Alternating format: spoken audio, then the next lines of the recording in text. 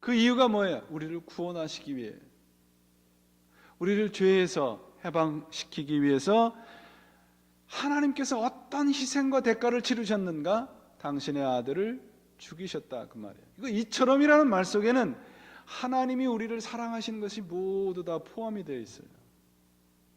얼마만큼? 당신 아들을 죽이시는 만큼 우리를 사랑하셨다는 겁니다. 어떤 대가를 치루어서라도 우리 인간을 구원하시려는 하나님의 의지와 열심이 담겨져 있는 말씀입니다. 그 하나님의 희생, 의지, 사랑, 은혜, 이런 것을 우리 눈으로 보게 하시고 우리 귀로 듣게 하시고 우리가 만질 수 있도록 만든 것이 무엇인가? 성탄이에요. 그게 크리스마스입니다. 오늘 요한복음 3장 16절에 우리들에게 주시는 메시지, 하나님이 우리를 먼저 사랑하셨어요. 요한 1서에도 나와요. 하나님이 먼저 우리에게 손을 내미셨어요.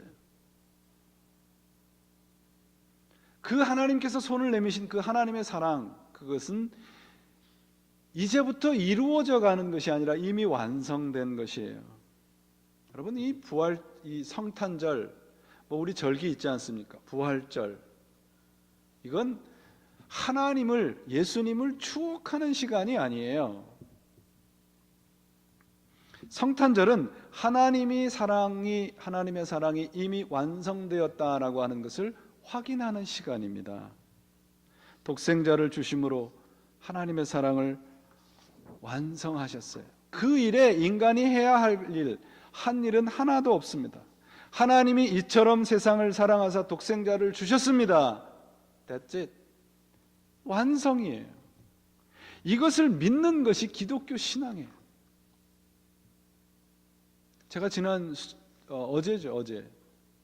어제도 말씀드렸어요.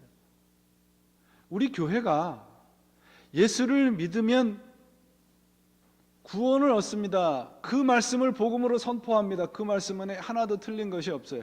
근데 믿는다라는 말씀에 무엇이 전제되어야 되는가?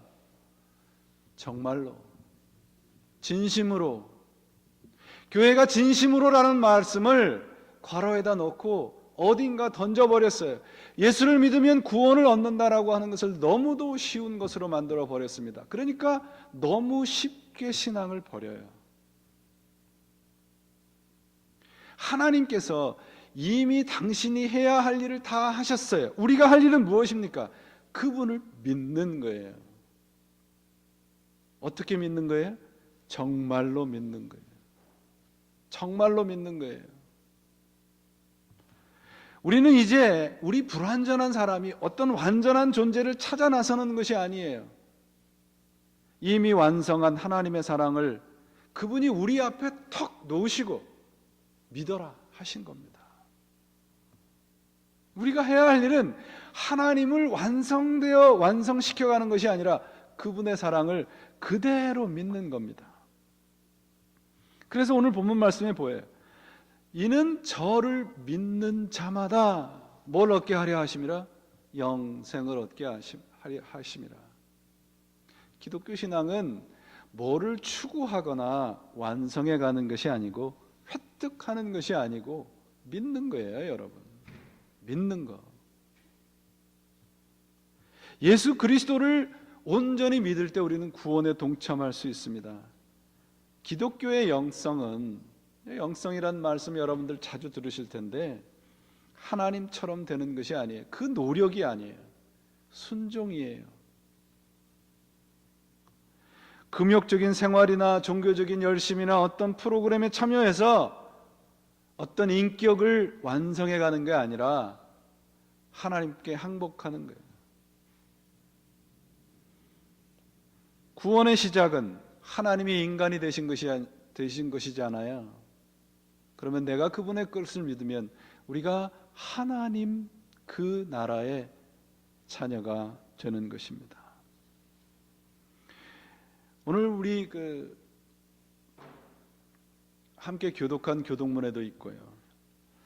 예수님께서 오시기 700년 전에 이사야라는 선지자가 예수님의 탄생을 예고를 했는데 이는 한 아기가 우리에게 낳고 한 아들을 우리에게 주신 바 되었는데 그 어깨에는 정사를 메었고 이름은 기묘자라 모사라 전능하신 하나님이라 영존하시는 하는 아버지라 평강의 왕이라. 이사야서 9장 6절에 나오는 말씀이에요. 여기에 그분이 어깨에 정사를 메었다는 말씀은 그분이 우리를 통치한다는 통치자의 의미가 있습니다. 그런데 우리를 통치하시는데 세상의 왕들과는, 세상의 통치자들과는 다르다 그 말이에요. 첫 번째, 그분의 이름이 뭐예요? 기묘자라 모사라. 지난주일에도 말씀드렸습니다. 원더풀 카운셀러라는 뜻이에요.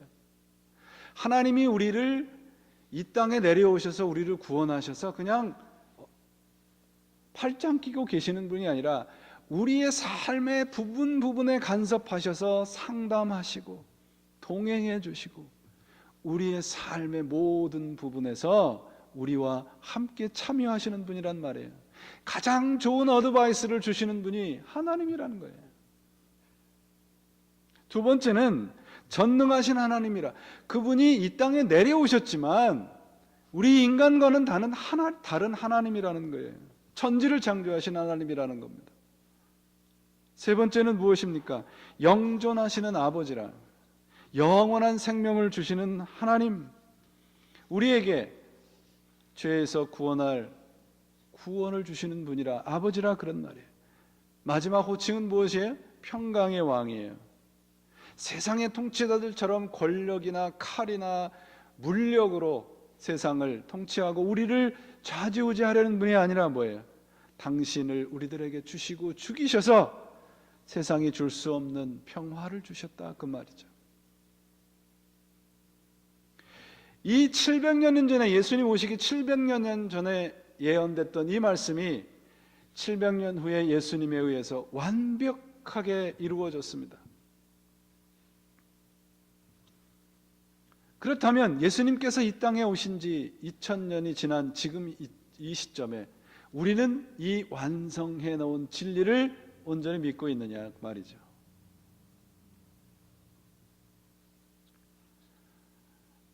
하나님께서 오늘 우리 이 성탄 주일 예배를 드리면서 이 사실을 다시 한번 확인하시기를 바라요. 이 모든 일을, 아까도 말씀드렸어요. 이 모든 일을 이루시는데 이사야의 말씀처럼 하나님이 우리의 구원을 주시기 위해서 인간의 모습으로 내려오셨는데, 그리고 우리를 구원하셨는데 그 일을 하시게끔 하는 모티베이션, 파워, 그게 뭐냐? 이사야서 9장 7절에 보시면 이렇게 돼 있어요.